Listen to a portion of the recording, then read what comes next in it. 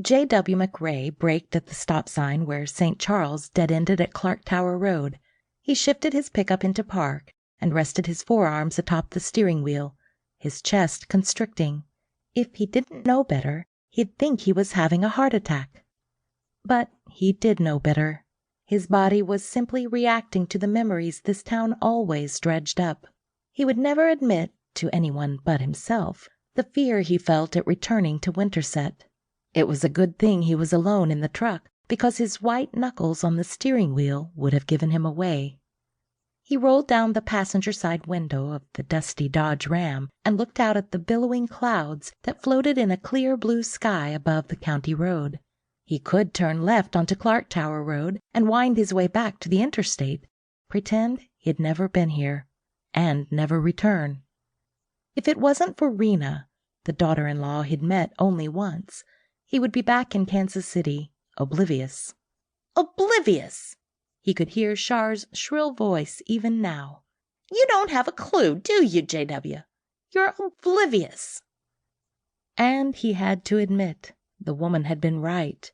For too many of their 9 years together, he had lived in a self-centered fog. But Rena had reached out and offered him a chance to redeem himself. She'd wanted him here for Father's Day, but he just hadn't been able to gather the courage for a day that was fraught with such guilt and regret for him. But Rena had opened the door, and he intended to walk through it, even if it killed him. And it just might.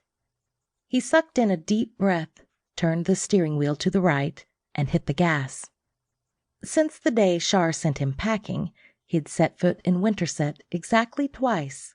That disastrous summer 12 years ago, when he'd come back for Wynn's high school graduation, and then 2 years later for Char's funeral. Cornfields rose up on either side of the road and stood at attention in the June sun, reminding him of his roots. He wasn't sure he wanted to be reminded. His cell phone rang. Grateful for the interruption, he dug the phone out of his pocket and checked the ID. Work. Correction, former work. What did they want? Reluctant, he clicked talk. McRae. Mr. McRae, this is Brittany Linscomb at Hartner & Hartner. Yes, I know. Be kind, McRae. It's not her fault.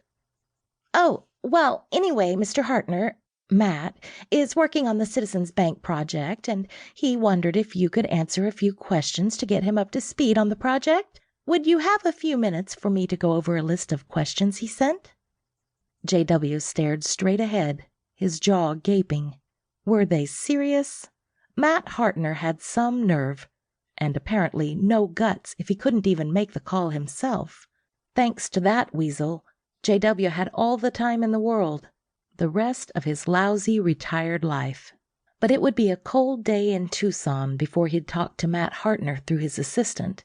If the man needed help, he could ask for it himself. J.W. bit his tongue and shot up a prayer that he wouldn't say something he'd regret. I'm sorry, this isn't a good time.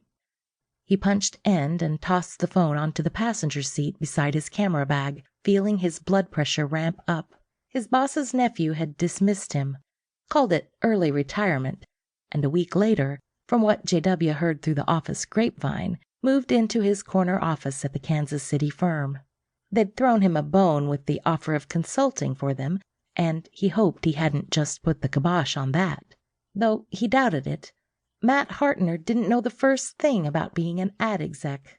The kid would be calling him twice a week, trying to figure out how to read a spreadsheet. Early retirement, my eye, he muttered into the truck's cab.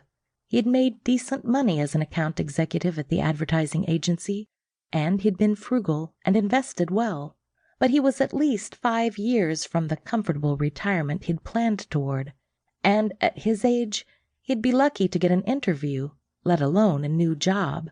Of course, Hartner & Hartner had waited until the stock market was at an all-time low, and 401ks had shriveled to half what they'd been the previous year before they started laying people off. Sure, he'd survive, especially if his house sold as quickly as his realtor thought it would. But it would not be the early retirement he'd dreamed about,